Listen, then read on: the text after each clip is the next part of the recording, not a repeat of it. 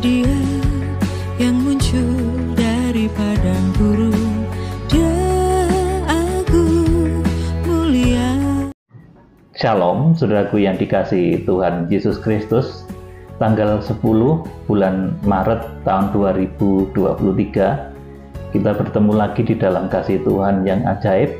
Kita bersatu di dalam persekutuan firman Tuhan dan Roh Kudus. Kembali saya masih mengusung tema mengenai mezbah korban bakaran, studi tabernakel sesi yang kelima.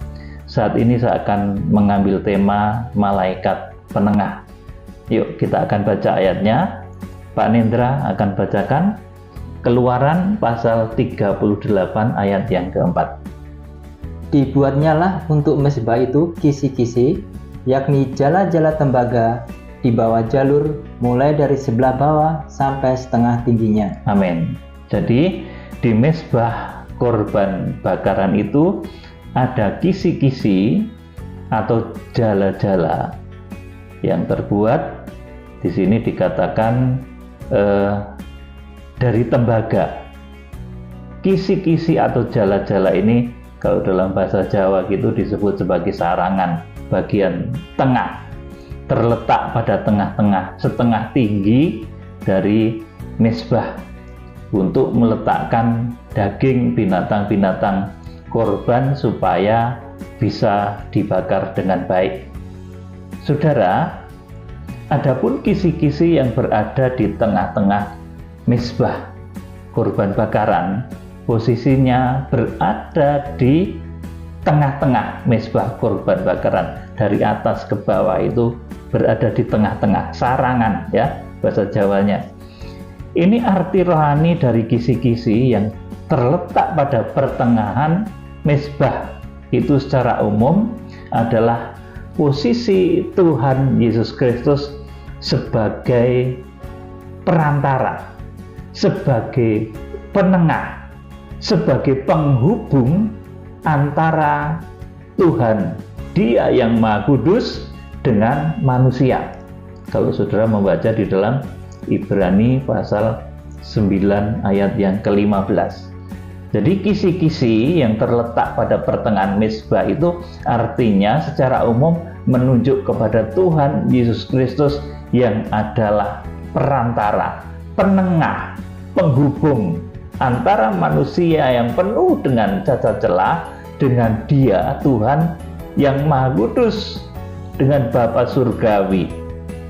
Saudara, bahwa keselamatan itu terjadi karena ada Tuhan Yesus Kristus, karena kita ada perantara yang menjembatani kita supaya nanti kita bisa masuk kepada kekudusan dan menyatu kembali dengan Tuhan.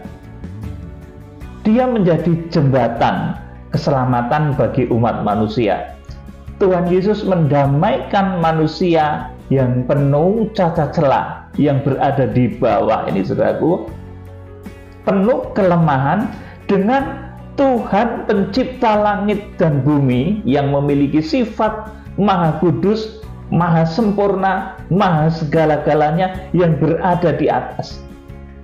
Saudaraku, nah Tuhan Yesus ini posisinya sebagai penengah. Saudara yang dikasihi Tuhan Yesus Kristus, perantara itu mengambil tempat di tengah-tengah. Ya, saudaraku, dalam hal apa saja perantara itu mengambil tempat di tengah-tengah, bukan pada tempat yang terlalu tinggi atau yang rendah. Bahkan Yesus mendamaikan dan menjadi pembela manusia di hadapan Allah Bapa. Sampai ada satu lagu, Yesus Kaulah Pembelaku. Saudaraku, ini mengandung arti untuk kita sekarang, bahwa di dunia ini, dalam pergaulan dan juga dalam jemaat, di dalam kita bergaul kepada siapa saja, kita harus mau tampil seperti Tuhan, yaitu sebagai malaikat penengah. Saudara, artinya kita jangan terlalu mudah berpihak atau membela orang. Kita jangan terlalu mudah berpihak. Dan juga kita jangan terlalu mudah menyalahkan orang lain. Mengapa menjadi penengah ini merupakan kewajiban kita juga, saudaraku? Karena kita ini umatnya Tuhan Yesus Kristus. Kita harus mewarisi Tuhan Yesus yang juga menjadi penengah antara manusia yang penuh cacat celah dengan Tuhan yang Maha Kudus. Sebab, saudaraku, di dunia ini isinya konflik dan masalah. Dunia ini isinya konflik dan masalah. Pertentangan antara negara, saudaraku. Pertentangan antara suku. Pertentangan antar golongan. Begitu nyata. Ada juga pertentangan terselubung yang tidak kelihatan, yang namanya perang dingin atau perang urat syaraf. Saudaraku, bahkan itu tidak di dalam skop yang besar, bisa dalam skop yang kecil di antara jemaat-jemaat Kristen sendiri. Bahkan yang paling kecil itu pertentangan itu bisa terjadi di dalam satu keluarga. Bila pertentangan itu dibiarkan berlarut-larut, maka akan menimbulkan suasana yang sangat tidak nyaman. Oleh karena itu, perlu penengah. Perlu orang-orang yang bisa menjadi penengah. Saudara, bila antar negara sudah saling bertentangan, maka saudara akan terjadi ketegangan, kemudian perlombaan senjata. Itu seperti yang saat ini terjadi di Ukraina, kemudian juga di daerah sana itu banyak pertentangan seperti itu, ya saudaraku. Jadi bila antar negara itu sudah saling bertentangan, maka akan terjadi ketegangan, perlombaan senjata. Bila antar suku atau golongan terjadi pertentangan, maka juga timbul suasana yang mencekam. Antar suku saja, saudaraku, misalkan di Kalimantan, di Papua dan lain sebagainya, atau bahkan juga di Jawa, itu pertentangan antar suku saja. Bila tidak ada pendamaian, tidak mau didamaikan, itu akan sangat kacau. Bahkan bila pertentangan itu muncul di tengah-tengah jemaat, atau hingga yang terkecil di tengah-tengah keluarga, maka jemaat pun atau keluarga menjadi tidak nyaman, menjadi kehilangan damai sejahtera, perang urat syaraf. Nah, akibatnya banyak yang terkena stres, ya saudaraku, banyak yang terkena stres. Stres itu merupakan penyakit yang sangat menjalar di akhir zaman, saudaraku yang dikasihi Tuhan. Dan akhirnya karena tidak memiliki perdamaian antar sesama manusia, manusia itu jadi stres, akhirnya jadi musuh-musuhan. Saudara yang dikasihi Tuhan, disinilah kehadiran orang-orang yang memiliki jiwa malaikat penengah itu sangat diperlukan. Menjadi penengah itu sudah dicontohkan oleh Tuhan Yesus. Dia yang maha tinggi itu merendahkan diri dan menjadi penengah, menjadi pembela manusia yang hina di hadapan Bapa yang Maha Kudus. Jadi Tuhan Yesus itu posisinya dia mendamaikan antara Dia yang Maha Kudus dengan manusia yang penuh dengan cacat celah. Saudara yang dikasihi Tuhan, penengah itu juga adalah orang-orang yang bijaksana. Saudaraku, yang mampu mendamaikan masalah yang timbul, menenteramkan suasana bila ada orang yang sedang bertikai. Penengah itu memiliki satu tujuan mulia, yaitu mendamaikan pihak-pihak yang saling bertentangan. Penengah itu juga sebenarnya tahu, saudaraku, mana yang salah dan mana yang benar. Tuhan Yesus sebagai penengah itu ngerti sebenarnya yang salah dan yang benar itu ngerti. orang yang berposisi sebagai penengah itu sebetulnya juga ngerti, saudaraku, mana pihak yang salah dan mana pihak yang benar. Nah, penengah itu bukan untuk memihak kepada yang benar atau yang salah. Ini harus saudara perhatikan. Posisi penengah seperti Tuhan Yesus juga harus saudara teladani. Penengah itu bukan untuk memihak kepada yang benar atau yang salah. Penengah itu datang justru untuk mendamaikan keduanya. Ini rahasia Kristus. Ini rahasia surgawi. Orang dunia tidak akan memiliki mental atau kepribadian seperti itu. Saudara, jadi penengah itu bukan untuk memihak pada yang benar atau yang salah, tetapi penengah itu datang untuk mendamaikan keduanya.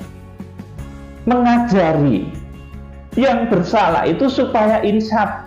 Ini namanya penengah, saudaraku. Mengajari yang bersalah, karena penengah itu ngerti siapa yang salah. Mengajari supaya yang bersalah itu insaf dan bertobat dari kesalahannya, tetapi juga mengajari yang benar itu supaya mau memaafkan orang yang bersalah kepadanya. Ini posisi penengah. Jadi posisi penengah itu berat ya. Saudara, kalau saudara jadi penengah, menjadi juru damai, Kristus itu Raja Damai. Nah, kita sebagai orang-orang yang percaya Tuhan Yesus Kristus, kita pengikut Kristus, kita harus memiliki karakter pendamai juga. Sebagai penengah, menjadi penengah itu bukan untuk ngeblok yang benar dan yang salah, tidak, saudaraku, tetapi untuk mendamaikan keduanya, supaya yang salah itu bertobat. Saudaraku, yang salah itu bertobat dan mengerti, insaf akan kesalahannya, kemudian yang benar itu mau memaafkan.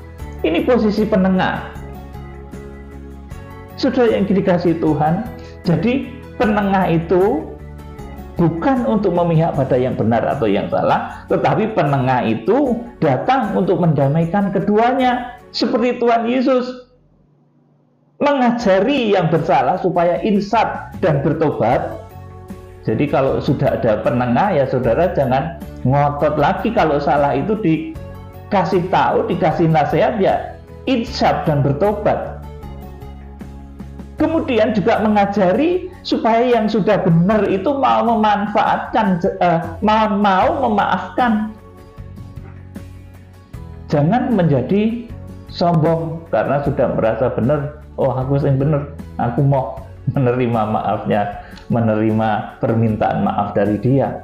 Saudara yang dikasihi Tuhan, bahkan hamba Tuhan ini, saudaraku, juga jemaat itu dituntut untuk memiliki sifat menjadi malaikat penengah ini.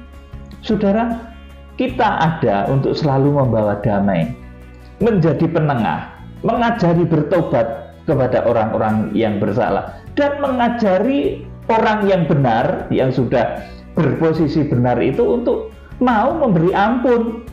Sudah jangan mentang-mentang benar kemudian injak-injak yang keliru, tidak mau memaafkan. Itu karakter tidak baik dan bukan karakter surgawi, bukan karakter Kristus.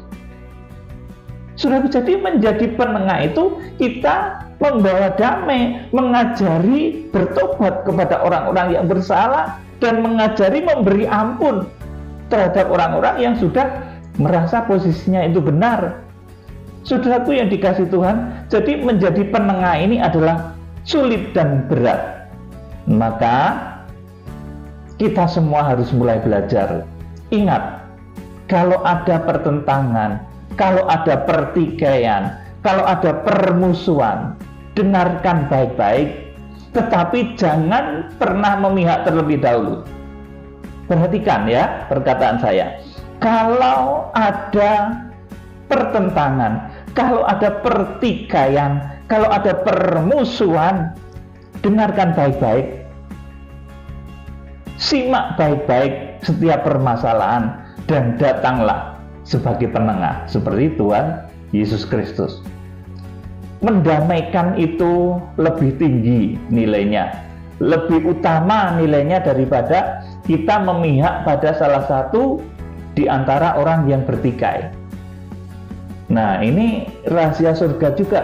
Mendamaikan itu nilainya lebih tinggi daripada kita berpihak kepada orang yang memang keliru. Saudaraku, kita berpihak pada orang yang keliru itu salah. Kita berpihak pada yang benar, kemudian kita membenci yang salah, yang sudah keliru, itu juga kita tidak memiliki sifat surga. Sifat surga itu, saudaraku, mengajari yang bersalah supaya bertobat, dan mengajari yang sudah benar itu memberi maaf. Ini sifat surga. Sekarang ini banyak, saudaraku, orang yang posisinya sudah benar di dalam secara hukum, tetapi kemudian menginjak-injak orang yang sudah salah, nggak mau memaafkan. Saudara, ini bukan karakter Kristus. Karakter Kristus itu, saudaraku, seperti saya sampaikan tadi, mendamaikan itu lebih tinggi dan lebih utama nilainya daripada kita memihak pada salah satu di antara orang yang bertikai. Mendamaikan itu luar biasa. Ini makna dari, saudaraku, apa yang saya sampaikan pada saat ini. Makna dari kisi-kisi jala-jala tembaga yang ada di mezbah kurban bakaran. Sudah yang dikasih Tuhan, jadi penengah itu harus punya prinsip yang teguh. Ojo mencela-mencele gitu loh, saudaraku. Mendengar ceritanya si A lalu ngeblok si A. Saudaraku, mendengar ceritanya si B lalu ngeblok si B. Tidak boleh begitu. Sikap penengah itu sikap bijaksana, sikap mendengar, mau mendengar, memberikan masukan, tetapi dirinya tidak mudah terhasut. Ini sifat penengah, sifat Kristus. Jadi jangan kita kalau mendengar ceritanya si A tentang macam-macam hal, ceritanya si B tentang macam-macam hal, kemudian kita ngeblok si A, ngeblok si B, saudaraku, itu tidak boleh terjadi. Dengar suaranya Tuhan, dengar suara Kristus, supaya selalu mendamaikan. Karena suara Tuhan Yesus Kristus itu adalah suara pendamaian. Jadikan si A dan si B yang bertikai itu menjadi rukun kembali dan di dalam kasih Tuhan. Saudara, memang berat resiko menjadi penengah itu. Tuhan Yesus Kristus itu disalib pada saat menjadi penengah. Saudaraku, sangat sengsara di atas salib yang vertikal. Dia menanggung dosa manusia. Saudaraku, kemudian dia mendapatkan juga tekanan dari atas. Dia harus meminum cawan dari Bapa. Harus disalib. Dari samping kiri dan kanan, salib Kristus itu, saudaraku, dirasakan oleh Tuhan Yesus Kristus. Tuhan Yesus mendapat tekanan dari umat manusia dan harus meminum cawan dari Bapa di surga. Demikian pula kita sangat berat rasanya bila ada orang-orang yang bertentangan atau bermusuhan. Jangan sampai membenci yang bersalah, tetapi dekati dia untuk insyaf dan bertobat. Sementara itu kita juga dekati yang benar supaya mau memaafkan yang bersalah hingga akhirnya terjadilah pendamaian. Inilah, saudaraku, yang disebut sebagai penengah, sebagai malaikat penengah. Jadilah malaikat-malaikat penengah. Jarang orang yang memiliki hati seperti ini, saudaraku. Kalau dengar cerita si A kebanyakan terus, ya dia ngeblok si A, saudaraku. Dengar ceritanya si B, ngeblok si B. Dengar cerita si C, ngeblok si C, saudara. Kalau orang memiliki karakter malaikat penengah, meskipun dia mendengar cerita A, B, C, D, jiwanya akan tetap teguh. Dia tidak akan mudah ngeblok sana sini. Dia mendengar suara Roh Kudus, dan ketika ada pertikaian antara A, B, dan C, semua didamaikan. Itu orang yang bijaksana yang memiliki karakter malaikat penengah. Saudara, sebagai hamba Tuhan seringkali saya mengambil sikap seperti ini, menjadi penengah, tidak memihak, menghendaki terjadinya pendamaian dan kerukunan. Namun, saudaraku, sering ada yang tidak paham. Ada yang bilang, wah, Pak Peter ini memihak orang yang bersalah, membela pemabuk, membela pemungut cukai. Bukan begitu, saudaraku. Saya itu ada supaya yang mabuk itu insaf, supaya pemungut cukai itu sadar. Tetapi yang benar, saudaraku, juga harus mengampuni. Saudaraku, yang benar itu juga harus mengampuni. Makanya kalau saya melihat sidang-sidang di dunia ini yang kemudian menjatuhkan hukuman kepada orang yang memang keliru dan bersalah, kemudian yang merasa benar itu kemudian bertindak semena-mena, saudaraku, saya geleng-geleng kepala. Apalagi itu sesama anak Tuhan. Tidak ada jiwa Kristus.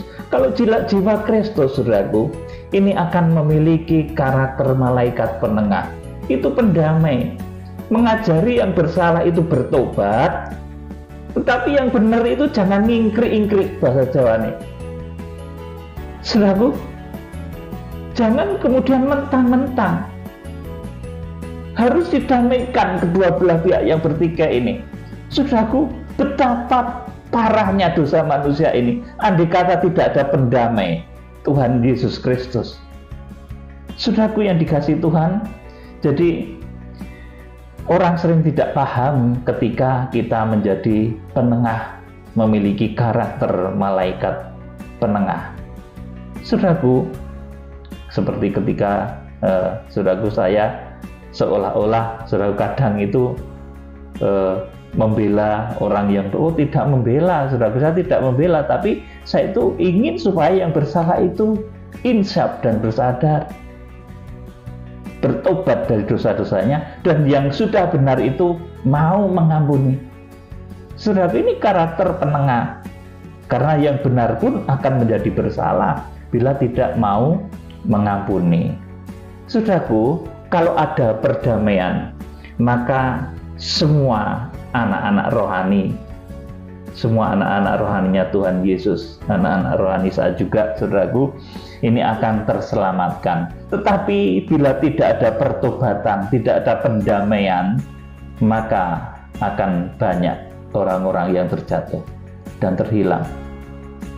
Saudaraku, itulah yang ada di dalam pikiran saya sebagai hamba Tuhan, itu juga yang ada di dalam pikiran Kristus ketika dia menjadi penengah, menjadi malaikat penengah. Saudara, kita akan baca sekali lagi ayat terakhir, dibaca lagi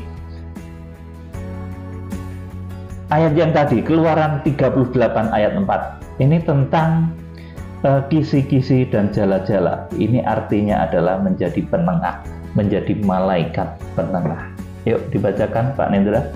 Dibuatnyalah untuk mezbah itu kisi-kisi, yakni jala-jala tembaga di bawah jalur, mulai dari sebelah bawah sampai setengah tingginya. Amin. Saudaraku, inilah makna dari kisi-kisi jala-jala tembaga di bawah jalur, mulai dari sebelah bawah sampai setengah tingginya. Saudaraku, ini makna dari kisi-kisi atau jala-jala tembaga yang ada di mezbah korban bakaran. Nah, saudara, yang kemarin pernah bertanya sama saya, Pak Peter, ayo belajar tabernakel. Ya, ini baru sampai mezbah korban bakaran. Ini tidak terlalu detail, saudaraku. Kalau detail sekali bisa 10 tahun baru selesai. Nanti keburu Tuhan datang. Oleh karena itu saya kalau menyampaikan tabernakel itu singkat, kilat, dan padat. Saudaraku, jadi jangan suruh saya mendetailkan tabernakel, menjabarkan kepada saudara, nanti bisa puluhan tahun, saudaraku. Ini mezbah korban bakaran sampai sesi kelima. Saudaraku, jadi kiranya Tuhan memberkati saudara dengan roh hikmat dan wahyu. Dengan sedikit panduan yang saya berikan pada saudara, kiranya saudara menjadi paham.